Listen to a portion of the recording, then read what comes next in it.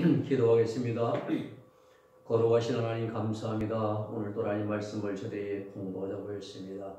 이 시간 하나님의 은혜와 은사를 주시고 깨달음과 분별력을 도와여 주셔서 하나님 말씀 한전을 잘 깨달아서 우리 신앙생활의 아버지여 귀하게 쓰임받는 또 사용되는 하나님의 생명의 말씀들이 되게 하여 주옵소서.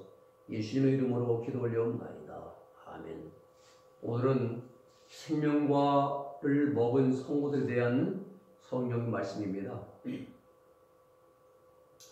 죽어될 성도들은 과연을 통과하고 마음과 행실이 정결해져 가지고 가나안 땅에 들어가 생명과를 먹는 가나안 땅에 들어간 14만 4천 교회 인자들 뿐입니다. 우리가 생명과를 먹은 성도들의 성경 말씀은 에베소서 6장 11절에 보면 잘 나와요. 전신갑주를 입은 성도라. 하나님의 전신갑주. 자, 왜 입어야 되느냐? 마귀의 괴계를 대적하기 위해서, 마귀의 공격을 대적하기 위해서 뭘 입어라? 하나님의 전신갑주 입어라. 이 성도들이 하나님의 전신갑주를 입었다는 것은 뭘 의미하냐면요, 성도들의 영 속에 하나님의 생명이 내주와 합일된 것을 가리켜 말합니다.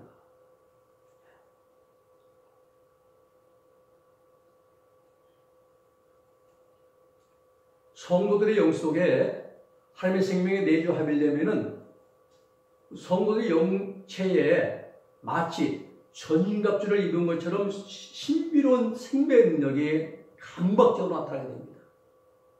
이건 순간의 경험이 아니라 계속적인 경험이에요. 영원한 경험이죠.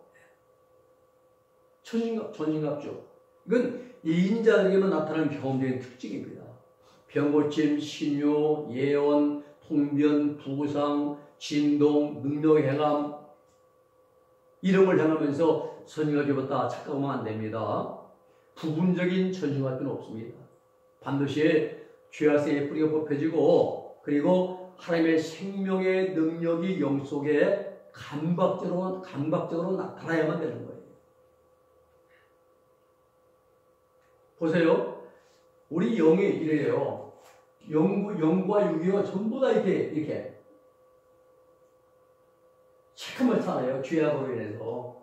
그런데 이긴 자들의 영이 죄악에서 다 뿌리박혀 있어요. 전부 다요. 그래서 귀에만 주어진 우리는 뭐가 나와요? 포항에 나가고, 주먹에 나가고, 목살 나가고, 미움에 나가고, 식당 가서 늦으면 왜 빨리 갖고 나오고, 짜증이 나오고, 엘리베이터만 조금 늦게 와도, 내려와도 짜증내고, 죄식이 뿌리박혀 있어요.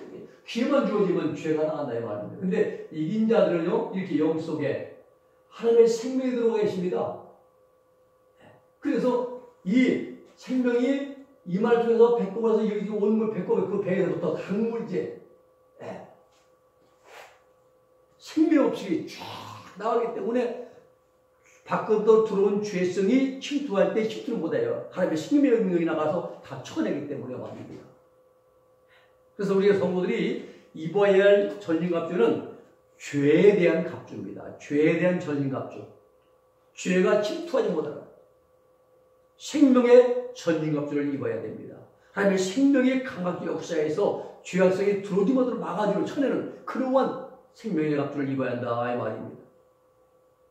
이렇게 하나님의 전신갑주를 입은 경험자들의 표현을 보면요, 로마서의 사도 바울은 마음의 할례를 말하고요, 그리스도의 할례를 표현했고, 철로역정을 제2의 성경인 철로역정을 지은 존 버녀는 장망선에서 입은 게 아니에요. 추적할 때 입은 게 아니라 감난산 꼭대기에 있는 미궁에 들어갔을 때에 하나님의 전신갑주를 입게 되었다라고 정확하게 책에 증언하고 있습니다.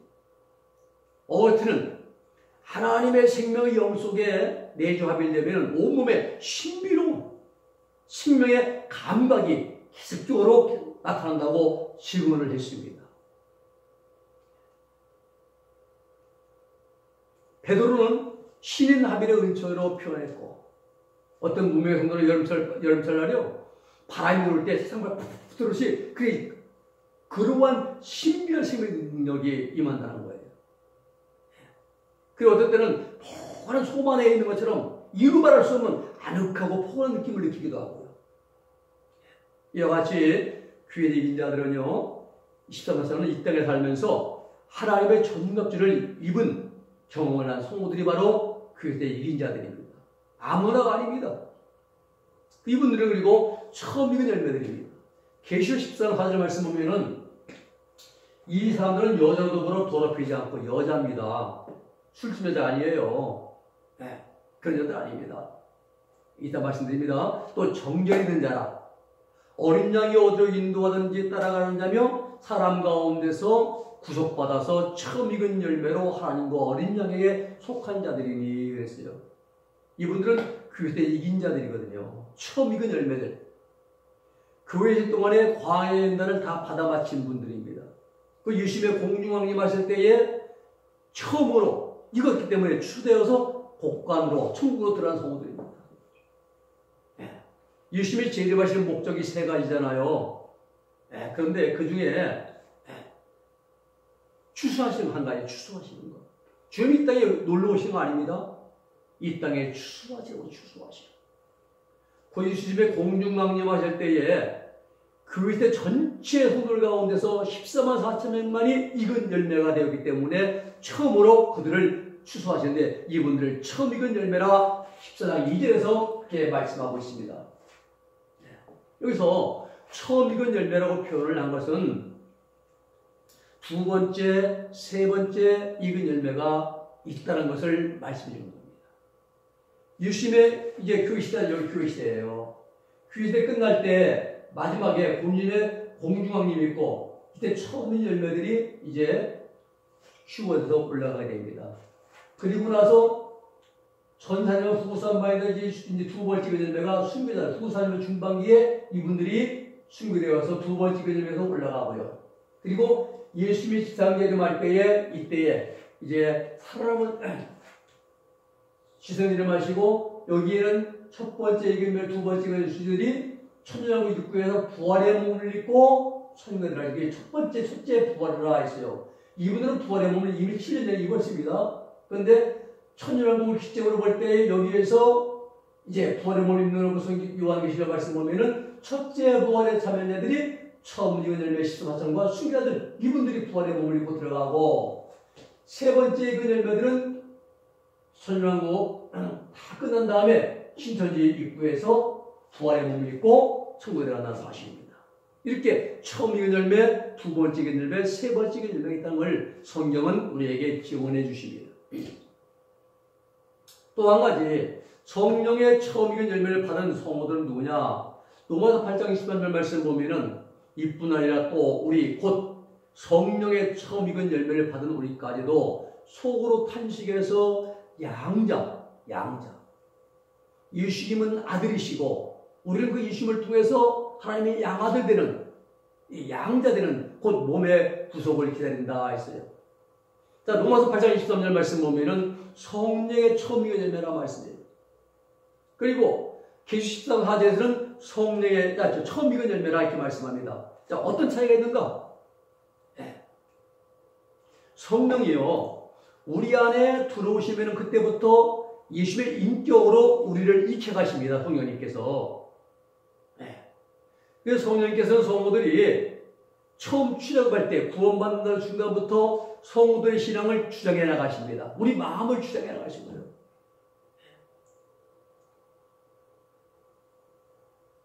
화투도 끊고 술도 끊고 담배도 끊게 만들고 말입니다. 그리고 오늘도 내가 나가서 말 한마디가 좀 소홀했으면 나쁜 번 지었으면 성령이 책망하십니다. 마음에. 그걸 회개하게 만드시고 이 다음에 그런 말을 하지 않게 만드시고 이러면서 우리를 만들어 가십니다. 성령님께서 성도들의 마음과 행실을 점진적으로 깊고 넓고 온전하게 지배하시면서 정결케 만들어 가시는데 이러한 성령의 역사하심을 가리켜서 성령이 익어간다라고 표현하신 거예요. 성령이 익어간다. 우리 안에서 성령께서 성도들의 마음의 것을 점점 더 주장해 가시면서 온전히 다 주장하시면 완전 지배하시면 그때 성령의 처음 익은 열매가 된 것이라 말씀하는 겁니다. 그래서 성령에 의해서 우리가 이루어져 간다. 성령이 우리 안에 이루어가신다 라는 말입니다. 그래서 성령의 첨유 열매라 말씀하는 거예요. 여기 성령의 첨유 열매라는 것은 생명과를 의미하기 때문에 성령의 처음 익은 열매를 받았다는 것은 생명과를 먹었다는 것과 같은 이치입니다. 성도들이 이 구원받죠? 출애굽합니다. 이때. 그리고 광야들은 광야. 이 광야는 신앙이 성장하는 그런 이제 장소입니다. 마음의 실이 점진적으로 변화되어 가거든요. 근데 성령님이 우리가 구원받을 때 우리 마음의 끝자락에 오십니다. 가장자리에. 그때부터 성령이 우리를 주장해 가시고, 그래서 이것을 성령이 이끌어 가셨는데, 이런 표현을 성령이 이어간다. 이렇게 표현했습니다. 그리고 광야 끝, 성경에 가더라고 말입니다. 그러면 이 광야 끝 다 마치면 이때 성령의 익은 열매가 되었다. 이 말이에요. 성령의 익은 열매가 되었다.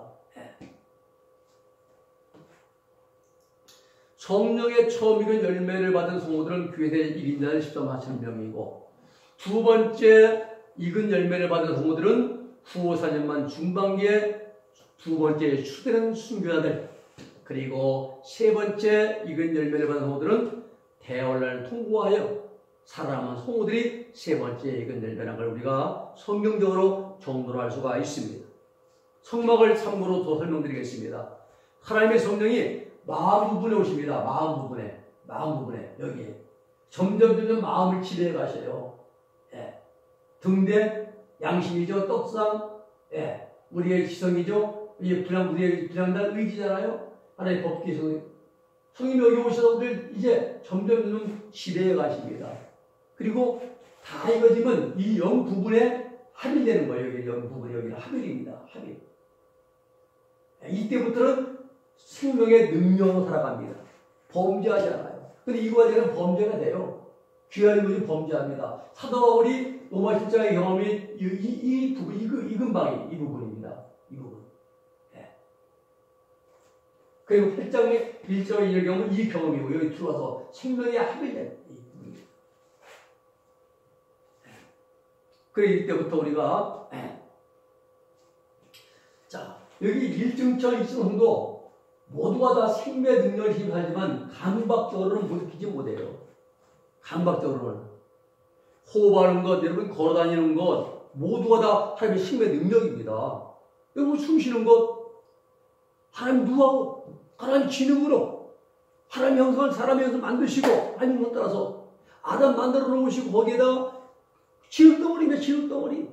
근데 지흙덩어리인데 거기 하나님께서 코에다가 아담의 코에다가 후 하고 누구하고 하나님의 생기를 불어넣었더니 아담이 일어나 움직여 걸어갑니다. 움직이는 생명이 되었다. 생명, 사람 되었습니다. 내가 걸어다니는 거 하나님의 생명이에요. 능력입니다. 내가 숨 쉬는 거 하나님의 생명의 능력이에요. 내가 얻는 거 아닙니다. 우리 영혼이 빠져나가면 육체는 지흙덩어리입니다. 불 속에 태우던 땅 속에 묻던 감각이 없습니다. 근데 어리석은 인간들은 내 힘으로 살아간다고, 내 능력으로 살아간다고 착각합니다. 천만의 말씀. 하나님의 능력, 하나님의 생명의 능력 아니면 우리도 살지 못합니다. 그런데 일승 성도는 여기에 있는 감각적으로 못 느끼, 생명의 능력 살아가지만은 감각적으로 못 느끼는데, 이 삼신 성도들은 생명의 능력을 감각적으로 느끼면서 살아갑니다. 성도들 가운데 두 종류의 성도들이 있습니다. 넓고 편한 길 가는 성도들.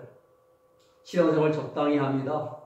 주일 성도 적당하게 합니다. 기도, 헌금, 헌신, 자기 마음 낳겠는 대로 또 혈기내고 짜증내고 신경을 내고 불순종하고, 요즘 교회도 이제 고객 만족시대라고 그래요.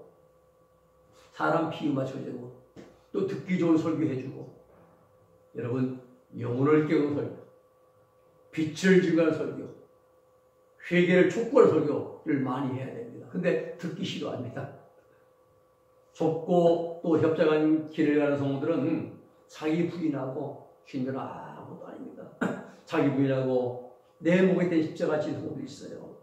이분들은 하나님 말씀이라고 하면은 어떤 어려움이 있어도 자기 희생, 자기 손해를 보면서도 끝까지 말씀을 순종하려고 노력합니다.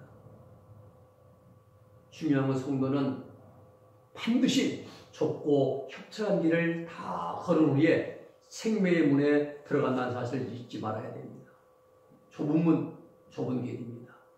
좁은 문은 생명을 얻기 위해서 반드시 통과해야 할 문입니다. 넓고 큰 문은 멸망의 지옥의 문이죠. 정욕을 추구하고 허리와 예술로 가득 찬 그런 명예를 좋아하고 권력을 좋아하고 세상과 물질을 좋아하고 넓고 큰 문 참. 또 생명의 문이 있어요. 생명의 문은 좁은 문을 다 통과한 자들이 들어갈 문이 생명의 문이고 생명의 문 끝자락에서는 우리 예수님을 만나게 된다 이 말이죠. 생명의 문 좁은 문을 통과해 들어갔다 하면 주님 믿기 때문에 억울한 일을 당해보고 눈물도 흘려보고 핍박도 받아보고 모든 걸 포기하고 빼앗기도 하고 많은 고난과 연단을 받아본 경험도 있고 이러한 분들이 들어간 문이 생명의 문입니다. 그냥 것이 아니에요. 절대 공짜 없습니다. 하나님도 공짜 없습니다.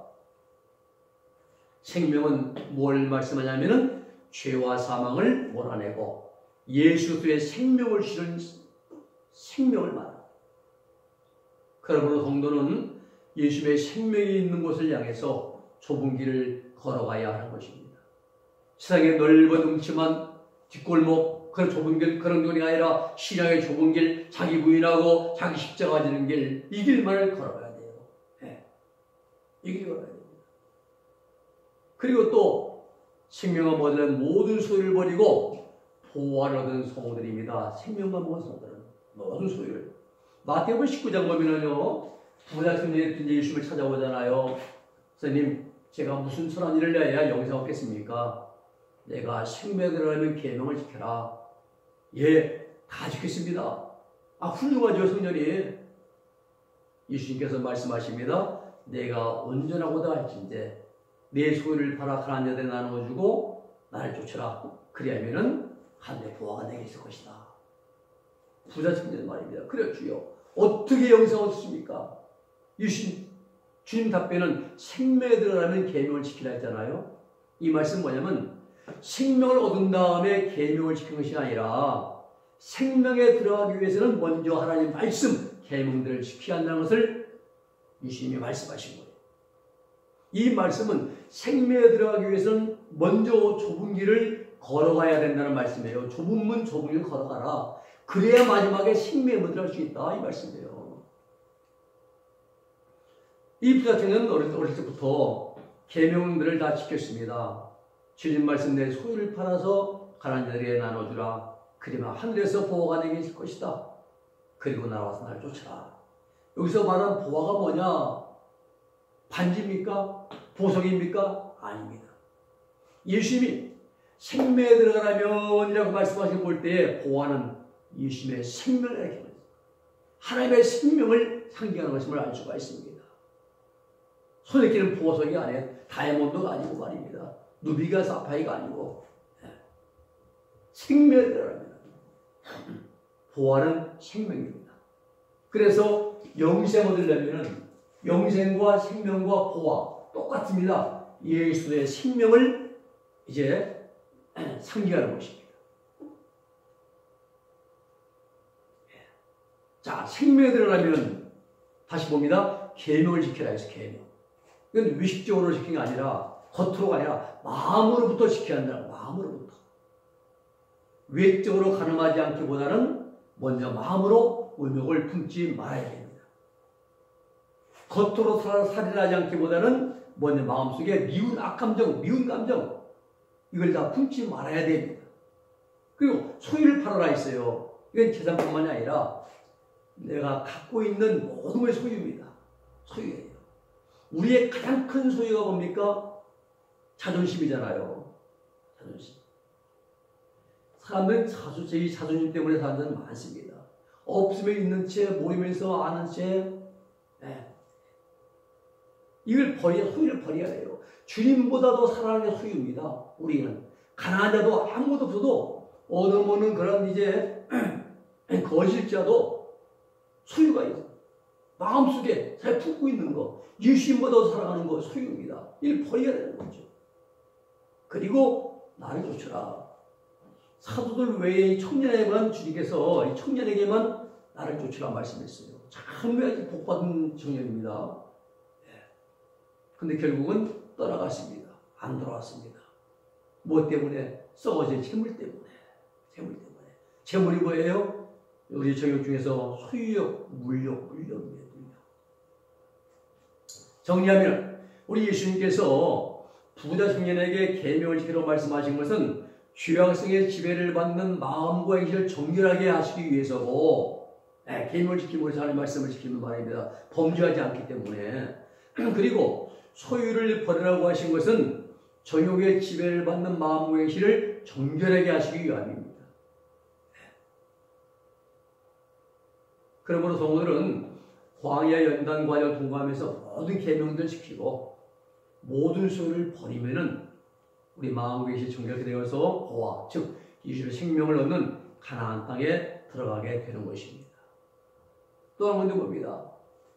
베드로후서 1장 4절에 보면은 신의 성품에 참여한 성도라 말합니다. 생명과 성도입니다.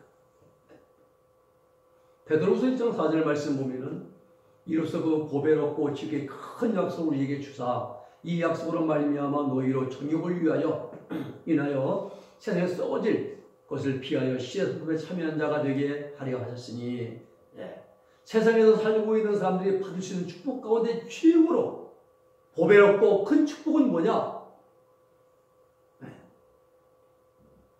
신의 성품에 참여하는 것입니다. 이보다 큰 축복이 없어요. 대통령 100번에도요, 다 없으려고 합니다. 소용없어. 다. 헛된 것입니다. 바람 잡는 거예요. 권력 잡아봤자 얼마나 갑니까, 그게. 권불심장인데요. 또 마지막도 별로 안 좋고요. 또 그걸 잡으려고 얼마나 그냥 거짓말, 악감정, 비방하고 얼마나 많이 합니까? 죄로 번복이 지어져요. 죄로 온몸을 뒤집어 쓰고 잡아서 뭐합니까?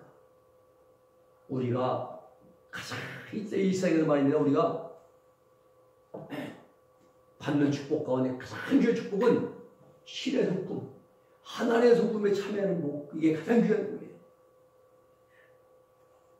이 신의 성품은 하나님의 생명 안에 있는 하나님의 성품입니다. 마귀의 성질이 마귀의 영 속에 있는 것처럼 신야빌의 경지에 들어갈 때 하나님의 성품이 신의 성품이에요. 계시록 2장 10절 말씀처럼 생명과 먹은 성도들에게 자동으로 나타나는 하나님의 성품입니다. 하나님의 생명이 우리 영의 지성소에 나타난 경험을 보면요, 요한복음 13, 10절 이미 목욕한 자는 발밖에 실 필요가 없느니라 온몸이 깨끗하니라. 쟤들은 연단을 거의 다 마친 상태, 받아 마친 상태입니다. 이때가 예수님의 최후의 만찬 시간이잖아요. 조금 후에 오순절, 주님이 십자가에 돌아가신 금요일날, 그리고 이제 부활하시고, 그리고 나서 40일 후에 승천하시고 11호가 되면은 오순절날 생명을 먹기 때문에 온몸이 다 목욕을 했어요. 이제는 다 정결하게 되었다 이 말입니다. 여러분, 예수님을 아무리 오래 믿고 신앙의 연조가 오래됐다고 해도 마음속에 마귀의 성질은 미움, 실기, 불평, 질투, 원망, 불순종, 악감정과 이런 나타난다면은 신의 성품에 참여한 자가 아닙니다. 아니에요.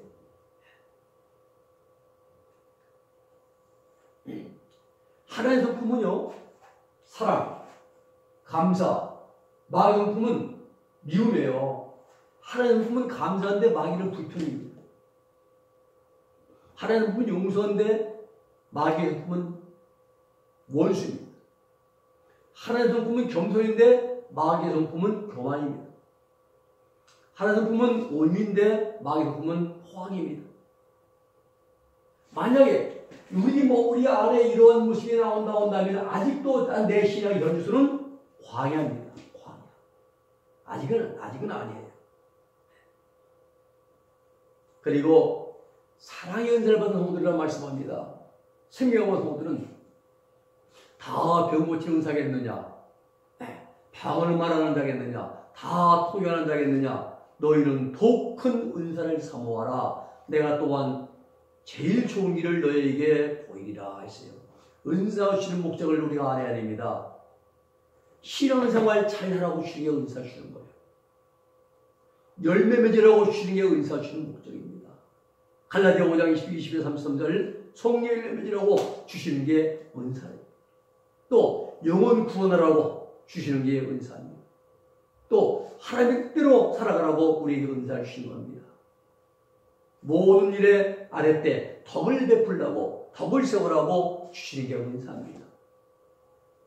그럼 우리는 은사 가지고 우리는 하나님의 영광을 돌리려고 말입니다. 복음을 전하고 빛의 일을 맺고 우리가 또 이제 주님사를 잘 감당해야죠. 대접받고 인정받고 높임받으려고 하면 그건 대단히 잘못된 것이죠. 은사의 주인은 내가 아니라 주님이십니다.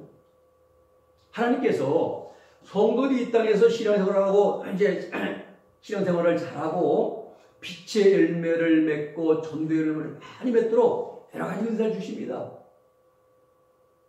성령의 은사들이 많이 나오죠. 고린도 12장에 지혜의 말씀, 지식의 말씀, 믿음, 병 고치는 은사, 신유, 능력, 행함, 통변, 영물병, 각종 방언, 분재, 이제 여러 가지 꿈, 환상, 불체험, 입시, 영음, 또 귀신 쫓고 또 이제 진동, 투시 많아요.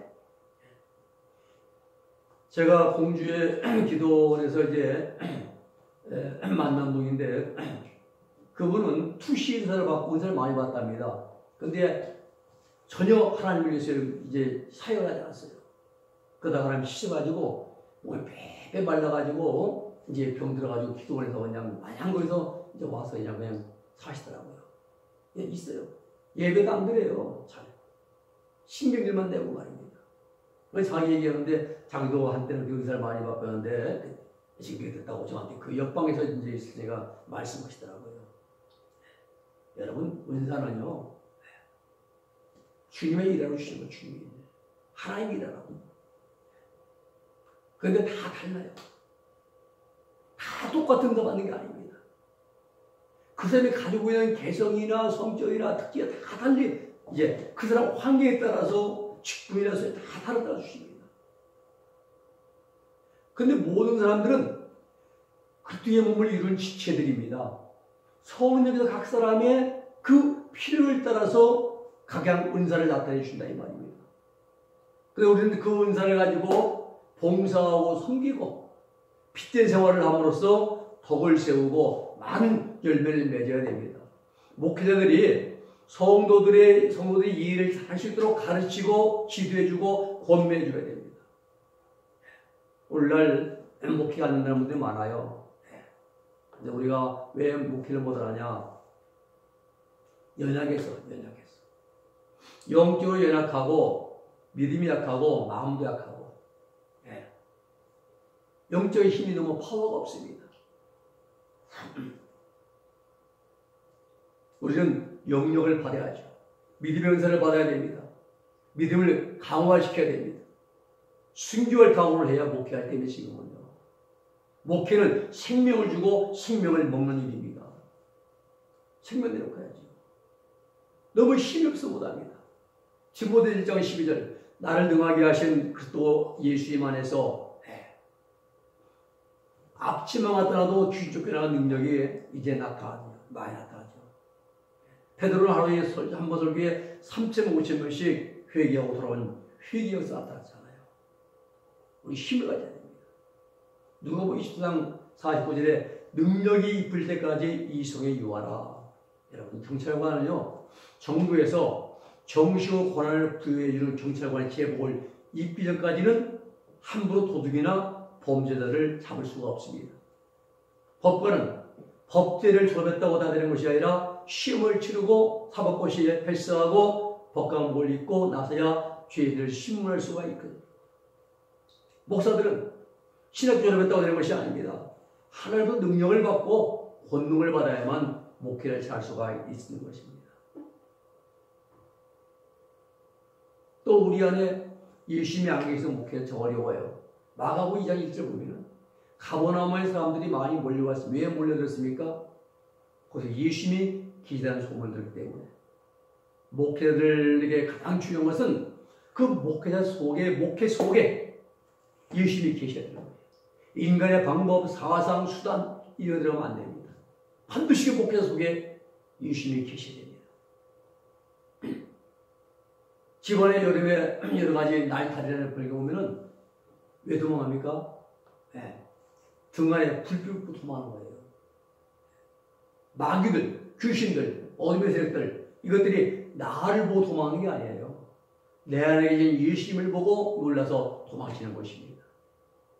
오네시모 표현된 것은 바울 안에 있는 예수님 보고 표현된 거예요. 바울 보고 아니라 바울 안에 계신 예수님 보고 오네시모가 표현된 것입니다. 우리 목회에 살면서 카리스마타가 있어야 됩니다. 카리스마타. 그 다음에 거기 에네르기마타가 있어야 됩니다. 이 두 가지를 가지고 디아코니아를 해야 됩니다. 카리스는 은혜잖아요. 거저받는 것입니다. 모든 게 은혜입니다. 또 카리스마타는 은사입니다. 하나님부터 오는 영적인 선물입니다. 네. 그래서 이 카리스마타에서 뭐가 나와요? 에네르기마타가 나옵니다. 영역이 나가야 돼요. 에너지가 나가야죠. 에네르기마타. 성령의 에너지가 나가야 됩니다. 성령을 받고 목회해야죠. 성령을 힘어서 우리 목회를 해야 됩니다. 성령을 받고 목회하는 현장에는 사단아 물러가라. 강화도로 돌아갈지어다. 명령하면 그대로 이루어집니다. 가나의 혼자 집에서 무리변에 포도가 된 걸 보세요. 하인들은 알고 있으면 눈으로 목회했으니까. 근데 여자는 몰랐어요. 그 맛이 더 좋은 포도라만 생각했죠. 우리 하나님의 일도 마찬가지입니다. 알고 하는 일과 모르는 일 차이는 할과장 차이입니다. 개미. 목사는 이 카리스마타와 에네르기마타를 가지고 디아코니아, 목회를 디자인해야 됩니다.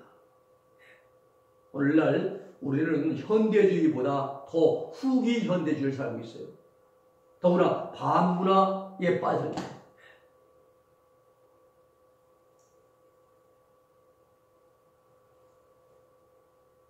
거의 그래. 교회보다는 예배보다는 피부에 좋고 오라에 좋고 춤춰 좋고 말입니다.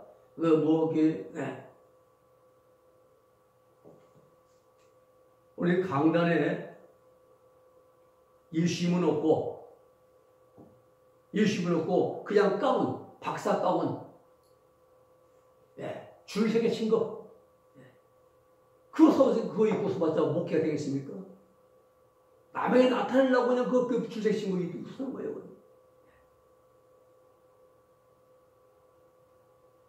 요압이 전쟁 나갈 때 칼은 안 가지고 칼집만 가지고 나갔다가 패하지 않습니까? 엘리야 생도가 토끼를 빠뜨렸어요. 자를 맞고 있으면 됩니까? 토끼를 나를 차지하죠. 중요한 건 하나님의 말씀 내 것 가지고 해야 됩니다. 요한 사도행전